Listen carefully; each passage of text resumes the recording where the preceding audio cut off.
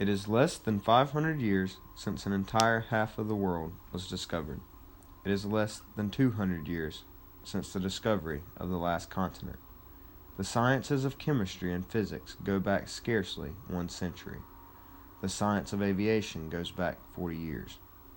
The science of atomics is being born. And yet we think we know a lot. We know little or nothing. Some of the most startling things are unknown to us.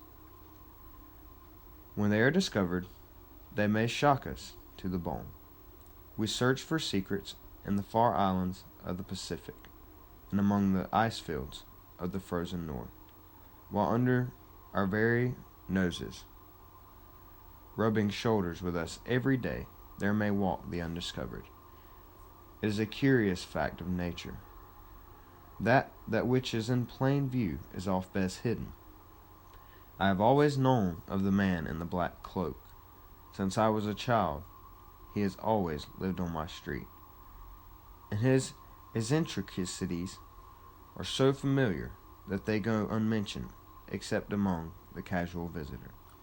Here, in the heart of the largest city in the world, in swarming New York, the eccentric and the odd may flourish unhindered. As children, we had hilarious fun jeering at the man in black when he displayed his fear of women. We watched, in our evil, childish way, for those moments. We tried to get to him, to show anger, but he ignored us completely, and soon we paid him no further heed, even as our parents did. We saw him only twice a day, once in the early morning, when we would see his 6-foot figure come out of the grimy, dark hallway of the tenement at the end of the street, and stride down toward the elevator to work again when he came back at night. He was always dressed in a long black cloak that came to his ankles, and he wore a wide-brimmed black hat down far over his face. He was a sight from some weird story out of the old lands, but he harmed nobody and paid attention to nobody. Nobody, except perhaps women. When a woman crossed his path, he would stop in his stride and come to a dead halt. We could see that he closed his eyes until she had passed. Then he would snap those wide, watery blue eyes open and march on as if nothing had happened. He was never known to speak to a woman. He would buy some groceries, maybe once a week, at Antonio's, but only when there were no other patrons there. Antonio said once that he never talked. He just pointed at things he wanted and paid for them in bills that he pulled out of a pocket somewhere under his cloak. Antonio did not like him, but he never had any trouble from him either. Now that I think of it, nobody ever did have any trouble with him. We got used to him. We grew up on the street. We saw him occasionally when he came home and went back into the dark hallway of the house he lived in. He never had visitors. He never spoke to anyone. And he had once built something in his room out of metal. He had once, years ago, hauled up some long, flat metal sheets of tin or iron, and they had heard a lot of hammering and banging in his room for several days. But that had stopped, and that was all there was to that story. Where he worked, I don't know, and never found out. He had money, for he was reputed to pay his rent regularly when the janitor asked for it. Well, people like that inhabit big cities, and nobody knows the story of their lives until they're all over, or until something strange happens. I grew up. I went to college. I studied. Finally, I got a job assisting a museum curator. I spent my days mounting beetles and classifying exhibits of stuffed animals and preserved plants, and hundreds of insects from all over. Nature is a strange thing, I learned. You learn that very clearly when you work in a museum. You realize how nature uses the art of camouflage.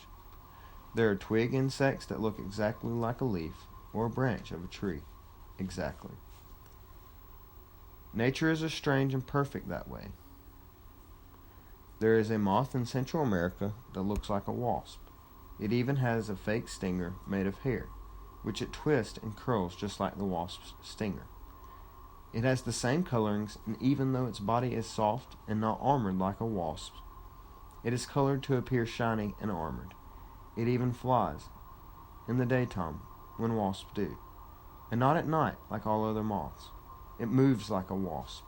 It knows somehow that it is helpless and that it can survive only by pretending to be as deadly to other insects as wasps are.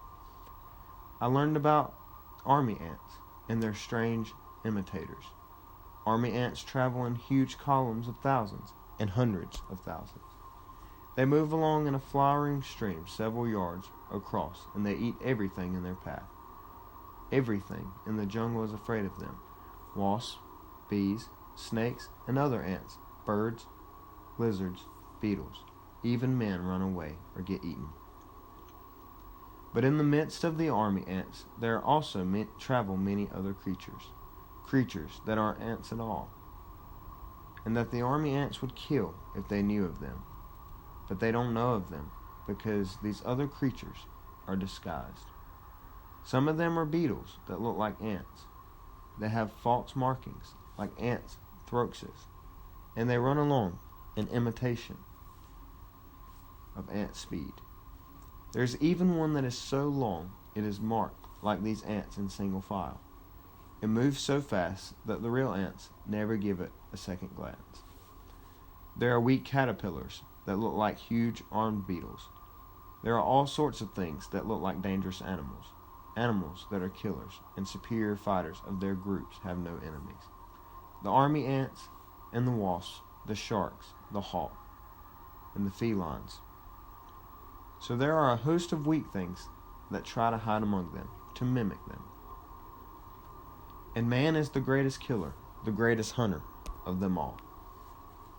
The whole world of nature knows man for the irresistible master, the roar of his gun, the cunning of his trap, the strength, the agility of his arm place all else beneath him. Should man then be treated by nature differently from the other dominants, the army ants and the wasps?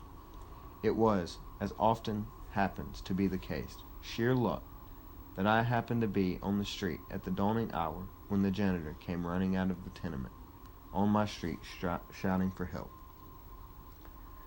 I had been working all night, mounting new exhibits. The policeman on the beat and I were the only people besides the janitor to see the thing that we found in the 2 dingy rooms occupied by the stranger of the black cloak. The janitor explained, as the officer and I dashed up the narrow rickety stairs, that he had been awakened by the sound of heavy thuds and shrill screams in the stranger's room. He had gone out in the hallway to listen. When we got there, the place was silent. A faint light shone from under the doorway. The policeman knocked. There was no answer. He put his ear to the door, and so did I. We heard a faint rustling, a continuous slow rustling, as of a breeze blowing paper. The cop knocked again, but there was still no response. Then, together, we threw our weight at the door. 2 hard blows, and the rotten old lock gave in. We burst in. The room was filthy, the floor covered with scraps of torn paper, bits of detritus and garbage. The room was unfurnished, which I thought was odd. In the corner there stood a metal box about 4 feet square, a tight box held together with screws and ropes. It had a lid, opening at the top, which was down and fastened with a sort of wax seal. The stranger of the black cloak lay in the middle of the floor, dead. He was still wearing the cloak. The big slouch hat was lying on the floor some distance away. From the inside of the box, the faint rustling was coming. We turned over the stranger, took the cloak off.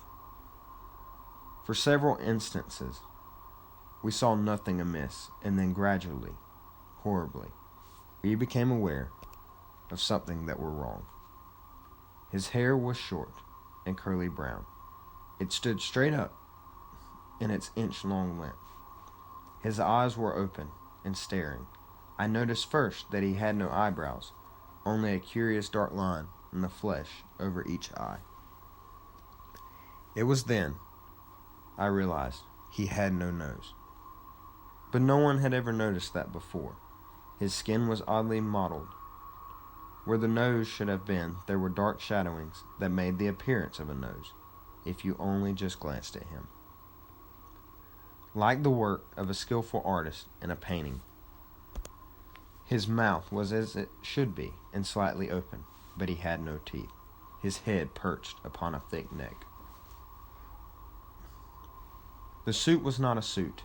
It was part of him. It was his body.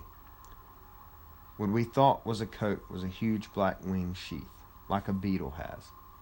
He had a throat like an insect, only the wing sheath covered it, and you couldn't notice it when he wore the cloak.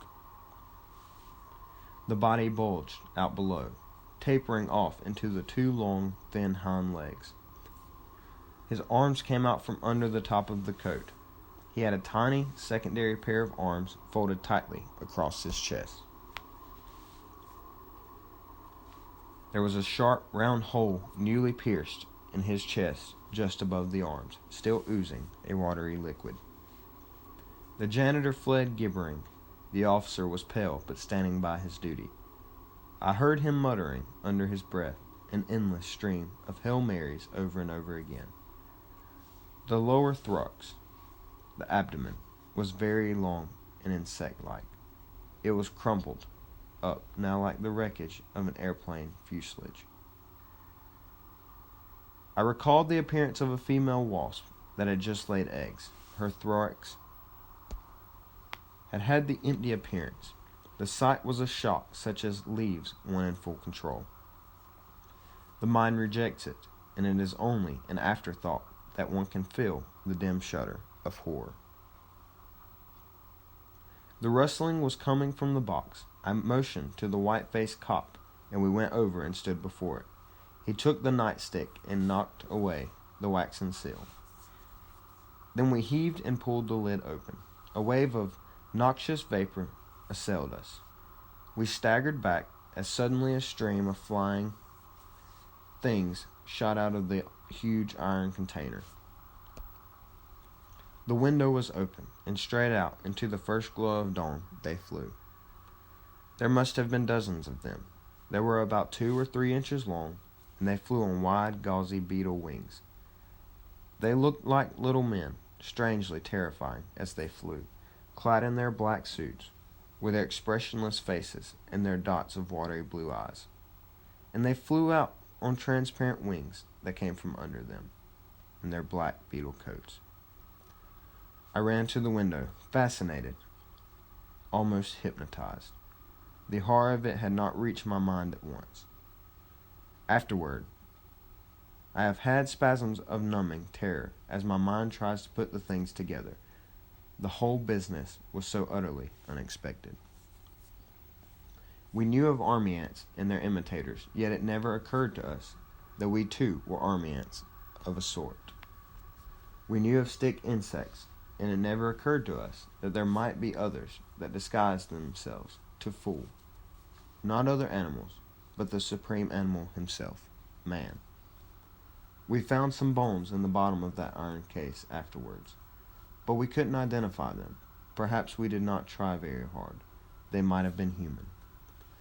I suppose the stranger of the black cloak did not fear women so much as it distrusted them. Women notice men, perhaps more closely than other men do. Women might become suspicious sooner of the inhumanity, the deception, and then there might perhaps have been some touch of instinctive feminine jealousy. The stranger was disguised as a man, but its sex was surely female. The things in the box were its young.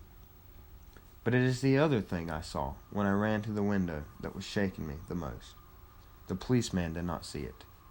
Nobody else saw it but me, and I only for an instant. Nature practices deceptions in every angle. Evolution will create a being for any nick that can be found, no matter how unlikely. When I went to the window, I saw the small cloud of flying things rising up into the sky and sailing away into the purple distance. The dawn was breaking, and the first rays of the sun were just striking over the housetops. Shaken, I looked away from the fourth floor tenement room over the roofs of lower buildings.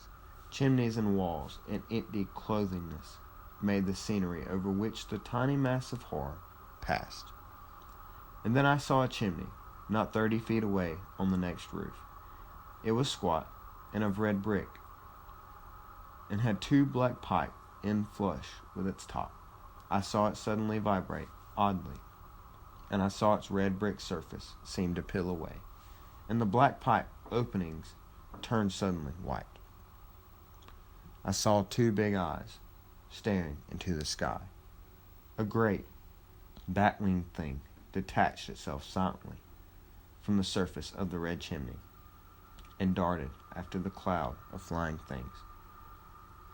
I watched until all had lost themselves in the sky.